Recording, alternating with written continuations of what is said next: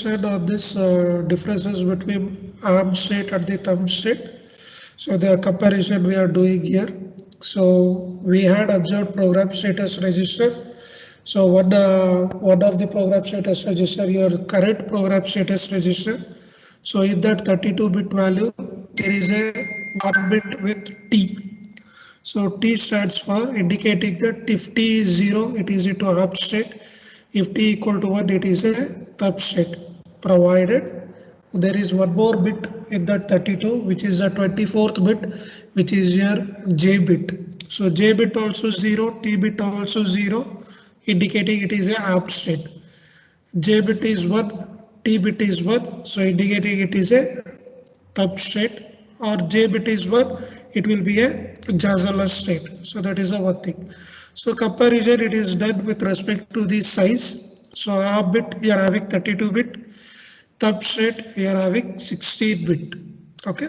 Core instructions. So what is this core instructions? So yesterday they were telling in the video different types of data processing instruction.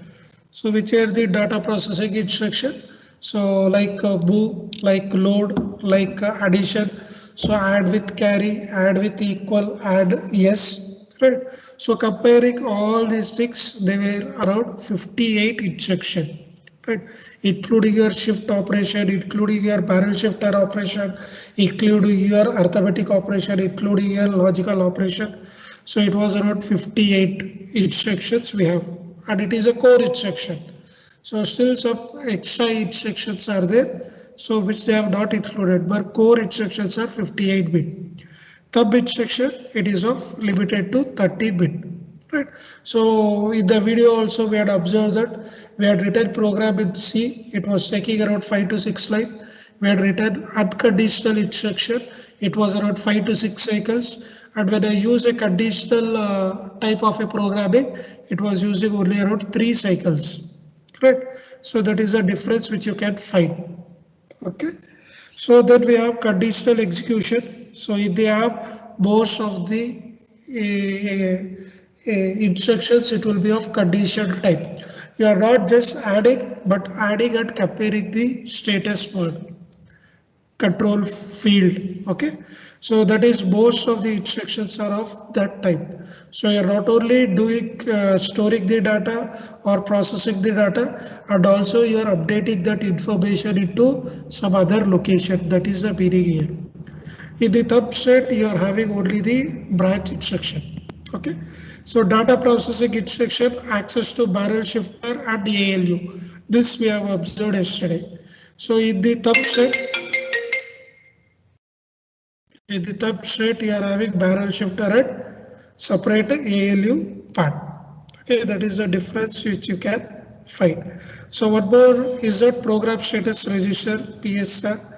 So where you are having an option of read and write, but in the thumb there is no direct access. So you need to enforce and check what is the status of the register. Whether comparison, if I do, what is the output of that one. So we have observed these things. So register usage, so we have classified it to 15 registers plus program counter.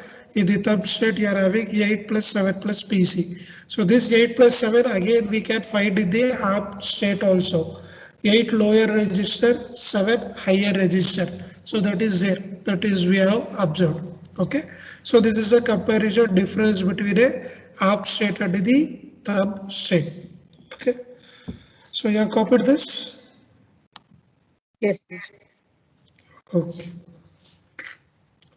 So basic of computer programming. So these are all general explanation, and I don't think so you require to copy any of these things. It is only for the understanding purpose. Okay. So we will do the normal English sentence paragraph, but for the processor you require some instructions, you require hardware, you require register to process those things. So you write instruction to build a function, and to after building a function you're writing a program. So high level language, low level language, and the machine level language. So that I don't think you require any to write up here. So we will move further. Okay, whichever I feel or you feel to be taken down, you inform me or I will inform you which has to be taken. So we'll do it that way. Okay. So at the high level, there is a compiler and interpreter. At the medium level, you have a assembler. So these are all common terms which which we'll see in our daily life, right? So compiler, interpreter, assembler. So when you are writing a code, so when you write that code, it should be executed. So how I need to execute that one? So there should be some compiler, right? So where I will compile my program, whether it is correct or not, whether it is executable or not, whether I have written in a correct way or not. So you require these things. These are with respect to the software.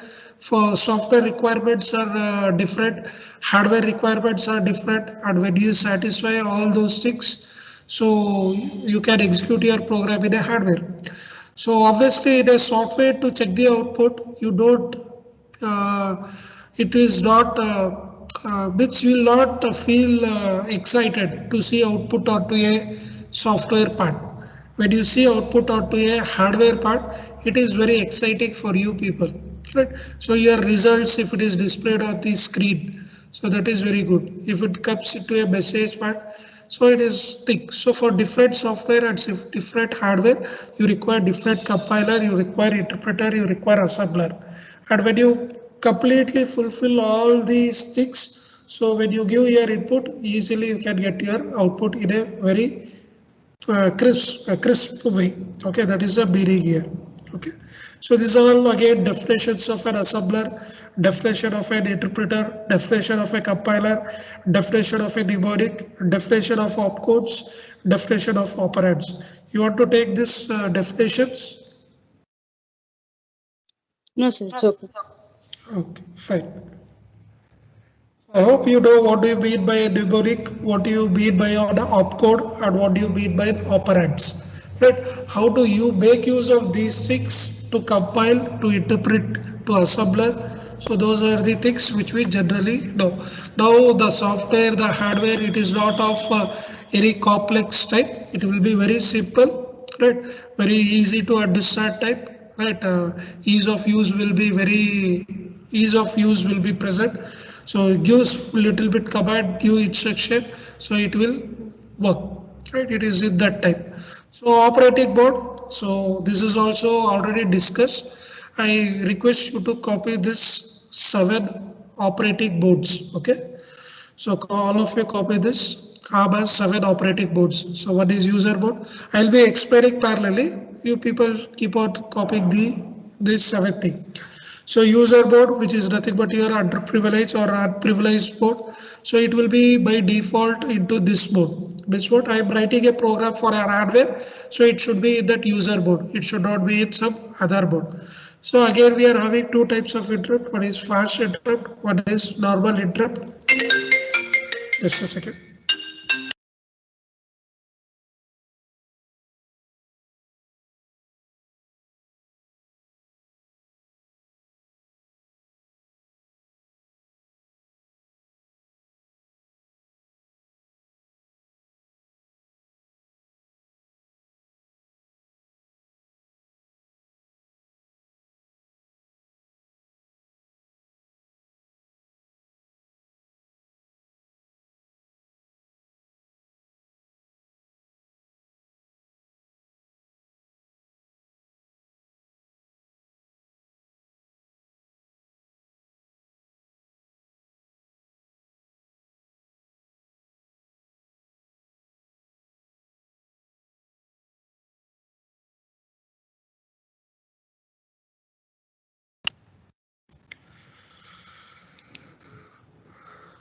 Sorry for the interference. Okay, so we are having this fast interrupt and interrupt request part. So high priority and low priority, that is the difference which you can find here. So highest priority interrupt. So we have seen what type of interrupt we can expect here.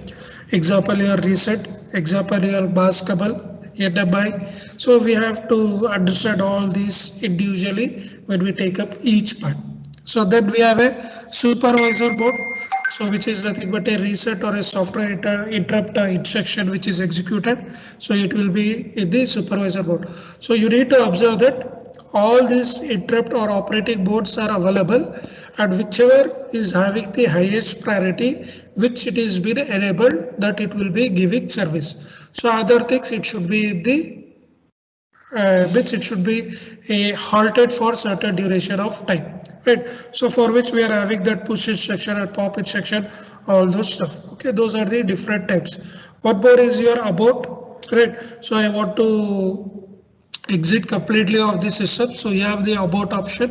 So then few one more is your undefined, right? So if I am not having a some, for few cases where core instructions will be not present, so you need to build or act on, so you require these undefined types of a thing. Then we have a system operating mode which is there, which will be nothing but for executing your privilege mode on the user board. So these are your seven operating modes in the app, which will be basically used in the thing. So this also will be affected in your program status register. So everything I can check in the program status register, which is active, which is not. So in the program status register, we are having this operating modes, which has been dedicated for four bit. Okay, so you have seven. So 0000, right? Sorry, 4 zeros. It will be not allocated, but 0001 it will be allocated for the user mode. So based on the user mode, it will in the program status mode, it will check that which mode is executing. So there is a vector table allocated for these modes also, right? So program status mode, you might have observed that at the first 4 bits is nothing but your operating mode. So based on those 4-bit value, it will tell which is the mode which is executing presently. That is the meaning here. Okay. So we have observed the bank registers, right? So this is your bank register. So generally it is of 18 active. In that presently 16, which is R0 to R15, which is a 16 register, current program status register, saved program status register. So it will indicate when you are using a register for your data processing, when currently I want to shift to another mode, so where I had to store my data. So these are the block diagrams, or what we call is a picture, where it will show what happens and where my data should be stored, and after executing all my program, from where I need to take back my thing. So yesterday we were observing that exceptional case of a thing. So current program register data should be stored into a saved program status register, and using this one link register, we'll coming back to the return address and we will come back to that part. So these are the things which is there present in the bank register. Okay. So you can see different modes. So these boards are nothing but again using the same thing, but extra thing is that you will be adding, and these will be hidden. It is not visible. Okay. So only visible which is there for us is only the R0 to R60 along with the current program status register. But other which is left out of this 37, leaving the 16 plus program counter, it will be hidden. It is not visible to us.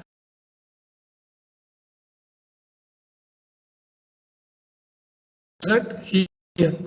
Next, we started with this assembler language. So you should be knowing what is opcode. We have seen what is operand, and a few apart from this, two more extra thing is there, which is the label and which is the comments. Okay, so these are two extra thing which is present, and these two both are optional. Okay, it is not mandatory. So students write down the syntax for the assembly language, which is this one.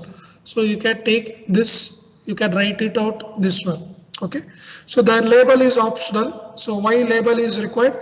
To indicate, because you are writing a big now observe that engineering college SVCE, right? But SVCE, all classrooms are not into one ground floor or first floor, right? So in the SVCE college, you are having EC department separately, right wing. CSC department, which is in the left wing. Mechanical, there is a separate block. So here I can write like ECE. The advantage of label is this one. Okay, so if a new person will come and you want to continue your program, so some labels are required so that it will be easy for understanding purpose. This label and this command lines are only helpful for the new people who will come to, who will continue your program. So it is in that way. So that is optional. If you write, it is good. If you don't write, it is fine, not an issue. Okay. So you know what is an opcode, right? Opcode is nothing but the command which you are going to do, which is nothing but a instruction like move, add, load, right, store, multiply, right, shift. So those are the nothing but your opcode. And operand 1, operand 2, you can see dot dot dot. So it is not restricted to only 2 operand. It is not restricted to only 3 operand. So you can have n number of operands. Why it is n number? Because you are having n number of registers. So you can take any of the data you can do. But instruction, what if you require move? So you require 2. One is source, one is destination, right? You have given move R naught comma R naught comma R1. So indicating that R naught and R or add instruction, if I take add R naught comma R1. So if I just write, I had written this already, add R naught comma R naught comma R1. So one is source operand 1, one is another is source operand 2, and this will be your destination. So this is one example of having 3 operands. Right. So barrel shifter operator, if I take, and all those 6, if I take compare instruction, yesterday I was seeing, it was with respect to only 2, R naught comma R1. I want to compare these things. Or R naught comma hash, I want to compare with 0. So these were the examples which you can find. Okay. So these 6 only they have explained here. So you can copy this instruction part which is required. So the label is optional. Some of the instruction might have label in front of them so that the function, so that the address of the instruction can be determined using the label. Then the opcode instruction followed by the number of operands. Normally, you observe that the first operand is the destination, right? So it depends on different processor. Now, what processor we are using? ARM3, sorry, ARM, right, Cortex 3. So first register what you are going to write, it is with respect to the destination. That is the meaning, right? The text after the semicolon is the comment.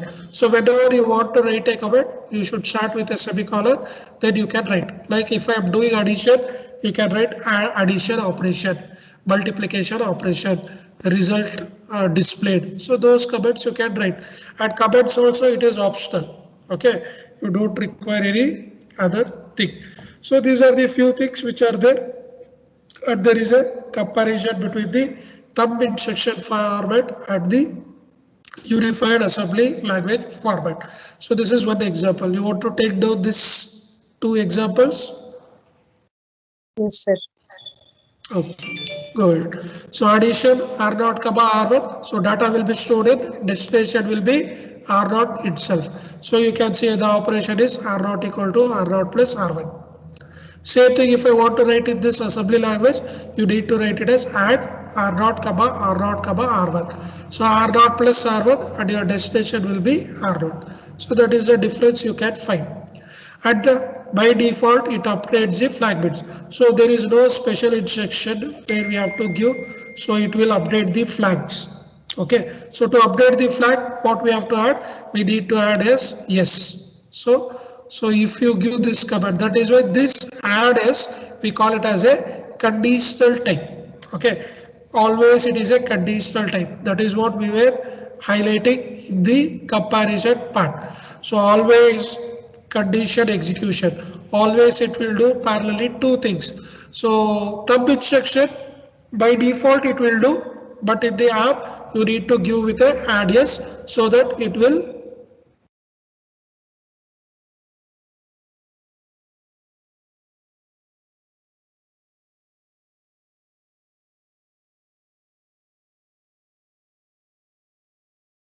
comma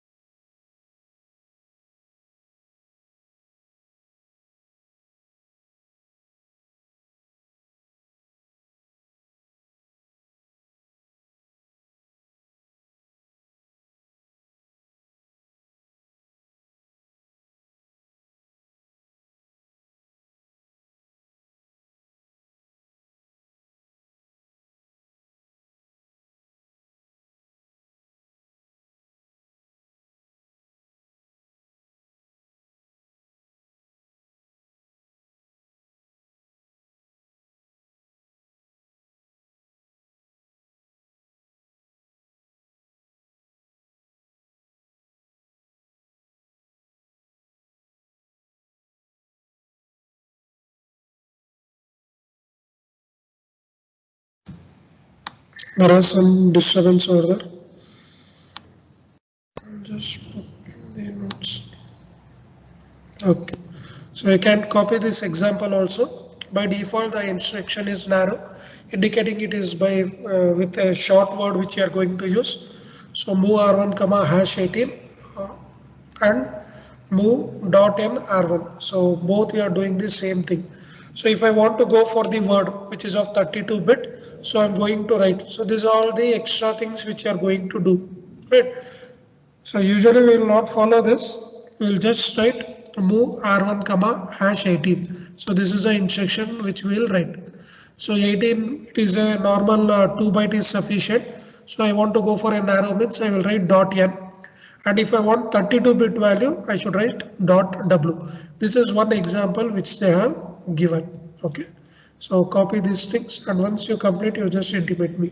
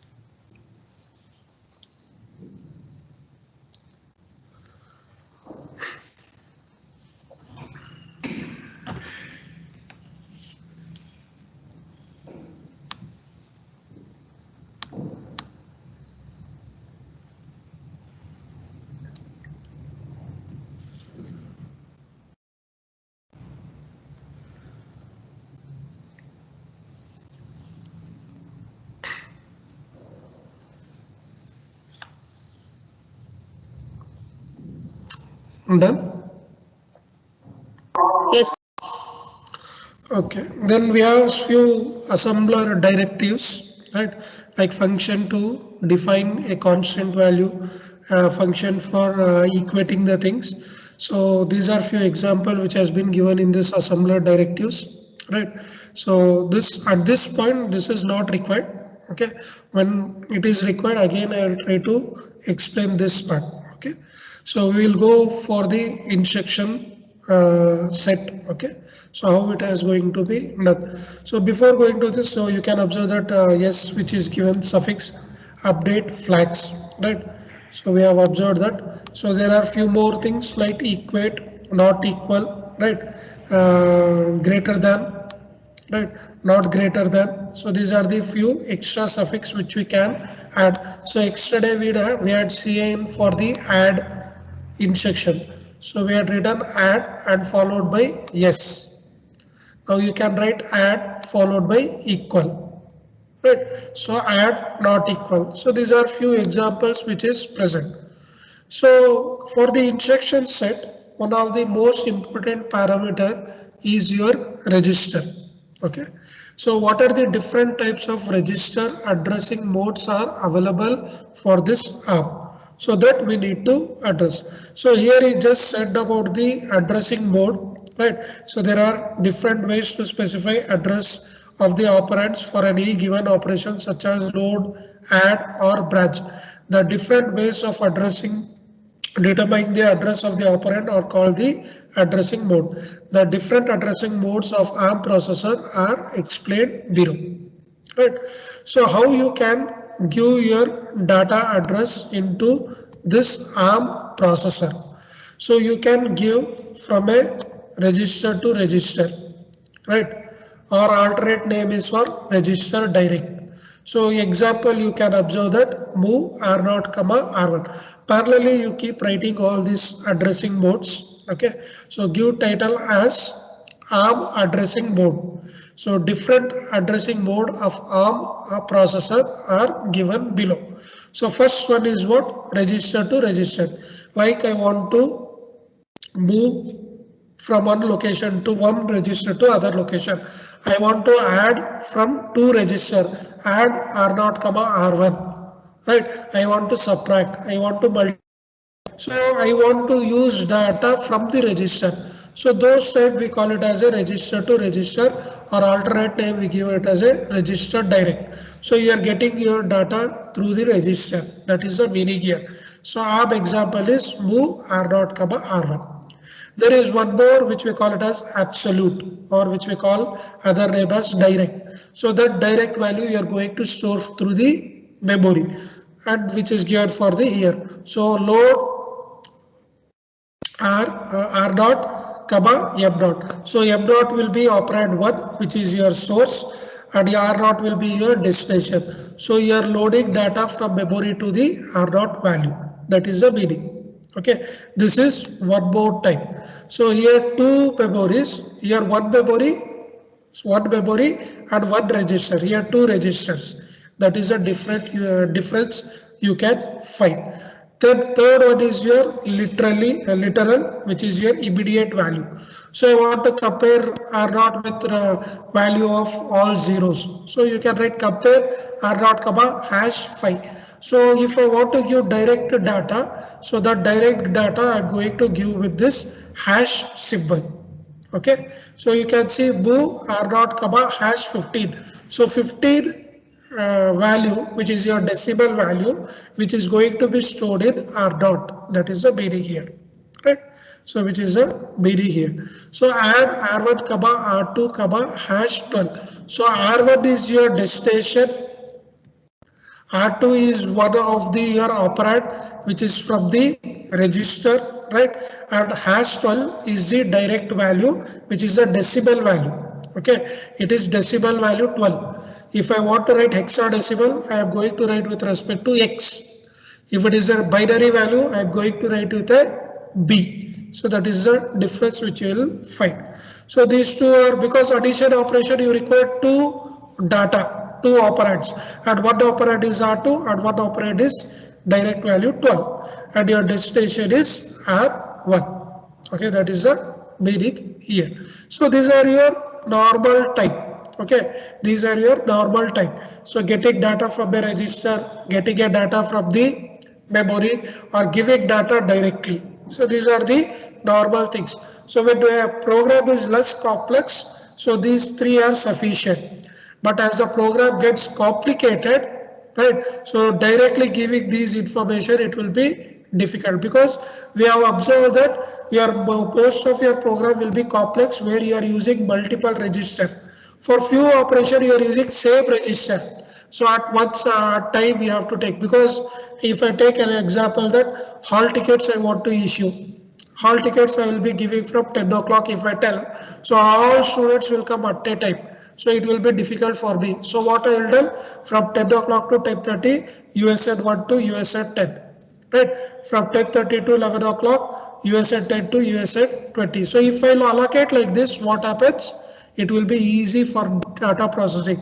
But you see, I am taking same classroom for distribution.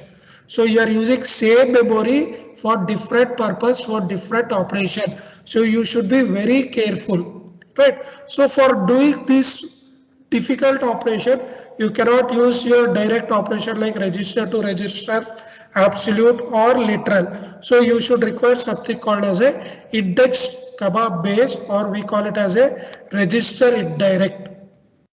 Okay, so register indirect. So you can observe that load r naught comma. So indirect addressing you are going to give with the help of this square parenthesis. Okay, which are giving with the square parenthesis, which is shown here. So what is the operation here going to do? So it is going to take R1. So this is by locations. Okay, so this is by R naught, and this is by R1. Okay, so now I am telling load, ILDR, correct? I am telling load into this R naught. So what I should load? He is telling indirects, which is R1. So in R1 there will be address. Okay, so there will be some address. Suppose say X1, which I have written. So X1 is some different location. which is x1. So here the data will be, suppose say 4. Okay, so R dot will search for this R1. R1, I am having x1 data. It will move to this location. It will take this 4. So this 4 will go and store in this R dot. This way we call it as a indirect way of transmitting your data. So this we call it as a indirect way of transmitting the data. Right. So this is one example which is given here. Right. Next is what? Pre-index base with displacement. Right. Or we call it as a register indirect with offset value. Right. So I am giving LDR R0, R1, #4. So #4 should be taken into consider. Now what I have done? So this is R0, this is R1. Okay. Now in this R1, suppose say I am giving X1 address. So I am having one more location which is X1. So X1, suppose say it is having value of 4. Right. Now I want to execute this command. Right. So loading R0. So loading R0. So R0 will be my destination.